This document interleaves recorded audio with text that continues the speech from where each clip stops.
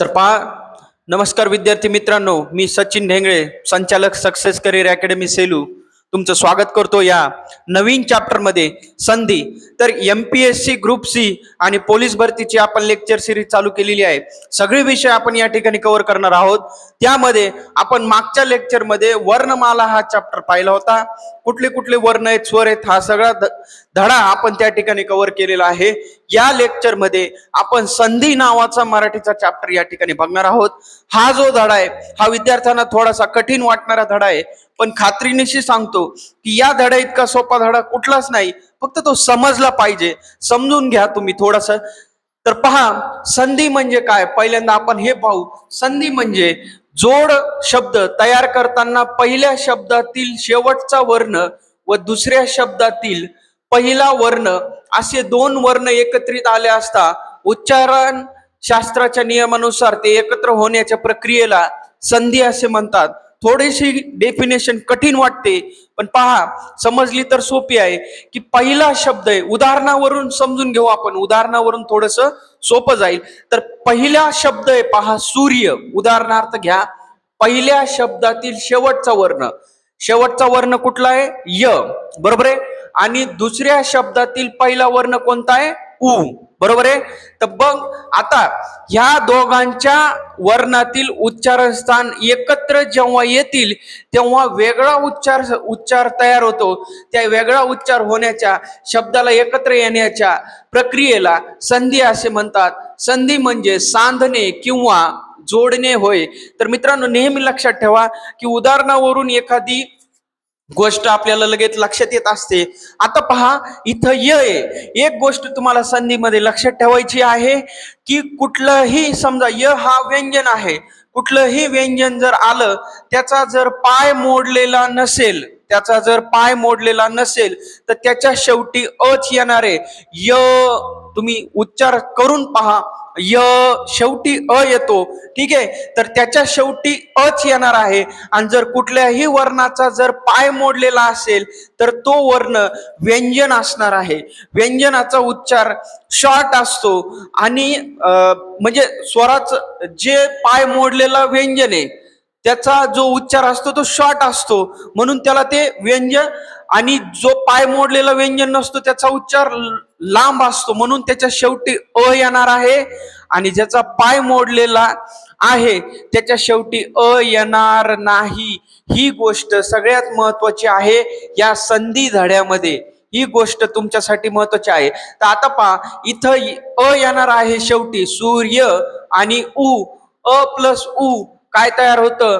तर ओ तयार होतं. आणि त्या ओ पासूनच ह्या दोन्ही शब्दाचा मिळून रियो हा शब्द तयार झालेला आहे. यो, सूर्योदय. पहा, उच्चार स्थान या ठिकाणी बदललेला आहे. तर हे मित्रांनो, संधीचा आपल्याला वेगवेगळे प्रकार या ठिकाणी पाहायचे आहेत. तर संधीचे 3 मुख्य प्रकार आहेत: स्वर संधी, व्यंजन संधी आणि विसर्ग संधी. तर स्वर संधीलाच अच संधी असे म्हणतात. तर एकमेकांशेजारी येणारे वर्ण जर स्वर असतील तर त्या स्वर संधी असे म्हणतात. म्हणजे पहा, आता विद्या, मी तुम्हाला अगोदर सांगितलं, इथं पाय मोडलेला नाही तर याच्या शेवटी काय येणार आहे? आ. आणि ह्याच्या सुरुवातीला काय येणार आहे? अ. हे दोन आ प्लस अ पासून काय तयार होणार आहे? आ. आणि ह्याच्यापासून शब्द तयार झालाय विद्यार्थी. ठीक आहे, तुम्हाला लक्षात येतंय मित्रांनो. तर या धड्यामध्ये तुम्हाला एक गोष्ट नक्की करायची आहे की हा धडा जो आहे तो प्रॅक्टिसचा धडा आहे. समजून घेणे प्लस शब्दाची प्रॅक्टिस करणे हे खूप या धड्यामध्ये महत्वाचं आहे. देव अधिक आलय, मी तुम्हाला सांगितलं, पाय मोडलेला नसेल तर त्याच्या शेवटी अ येणार आहे. अ प्लस आ, पुन्हा आस तयार होणार आहे. नेहमी लक्षात ठेवा, 2 ऱ्हस्व स्वर एकत्र येतील तरी दीर्घच तयार होईल, आणि 2 दीर्घ जरी आले तरी दीर्घच तयार होईल. ते आपण नंतर पाहणारच आहोत. हा धडा आपण 2 ते 3 लेक्चर मध्ये या ठिकाणी कव्हर करणार आहोत. तर ही झाली ऱ्हस्व स्वर संधी, कारण ह्याच्या शेवटीही स्वर येतोय आणि याच्या सुरुवातीला स्वर येतोय. दोन्ही जवळचे शब्द या ठिकाणी काय यायलेत? स्वर यायलेत, म्हणून या संधीला काय म्हणायचंय? स्वर संधी. आणि व्यंजन संधीमध्ये पहा, सुरुवातीला व्यंजन संधीची डेफिनेशन पहा, जवळ येणाऱ्या वर्णांपैकी पहिले व्यंजन व दुसरे स्वर किंवा व्यंजन असेल तर त्यास व्यंजन संधी म्हणतात. स्वर संधीमध्ये एक लक्षात ठेवायचे, दोन्हीही वर्ण स्वर असणार आहेत. व्यंजन संधीमध्ये एक गोष्ट लक्षात ठेवायची आहे की पहिला वाला शब्द वर्ण हा 100% व्यंजन असणार आहे आणि दुसरा वाला तुम्हाला व्यंजन किंवा स्वर चालेल. ठीक आहे. मग आता जवळ येणाऱ्या वर्णांपैकी पहिले व्यंजन व दुसरे स्वर किंवा व्यंजन असेल तर त्याला व्यंजन संधी म्हणतात. तर पहा आता हे व्यंजन आहे, ह्याच्या शेवटी अ येणार नाही कारण याचा पाय मोडलेला आहे. हे सगळ्यात महत्वाचं आहे तुम्हाला ओळखण्यासाठी. आता पहा सत अधिक आचार, इथं काय तयार झाले, दा तयार झाले. आता ह्याची जर तुम्हाला कंटिन्यू प्रॅक्टिस असेल तर हे माहित होणार आहे की त प्लस आ पासून दा तयार होतो म्हणून. जर तुम्ही प्रॅक्टिस केली तरच हा धडा तुम्हाला समजणार आहे. या शब्दाची प्रॅक्टिस खूप महत्वाची आहे. त अधिक आ हे काय तयार झाले, दा. पहिला व्यंजन आहे, दुसरा स्वर आहे, काय तयार झाले त्याच्यापासून दा तयार झाले, सदाचार. ठीक आहे. तर आता इथं पहा पहिला कोण आहे, या दुसऱ्या उदाहरणामध्ये ट हा व्यंजन आहे आणि दुसरा सुद्धा र हा व्यंजनच आहे. त्याच्यापासून ड्र तयार झालाय, षट अधिक रिपू, त्याच्यापासून झालाय षड्रिपू. ठीक आहे. तर व्यंजन संधीमध्ये पहिला वाला व्यंजन पाहिजे, दुसरा वाला स्वर किंवा व्यंजन चालेल. तिसऱ्या नंबरचं या ठिकाणी संधीचा प्रकार आहे विसर्ग संधी. विसर्ग संधी म्हणजे तुम्हाला लक्षात ठेवायचे, हे जे दोन टिंब येत असतात मराठीत कुठेही त्यांना विसर्ग असे म्हणतात. तर विसर्ग संधीमध्ये पहिला वाला विसर्ग पाहिजे, दुसरा वाला स्वर किंवा व्यंजन चालेल. हे महत्वाचं तुम्हाला लक्षात ठेवायचे. व्यंजन संधीमध्ये पहिला वाला व्यंजन आहे, विसर्ग मध्ये पहिला वाला विसर्ग आहे, नंतरचा स्वर किंवा मग व्यंजन आहे. ठीक आहे.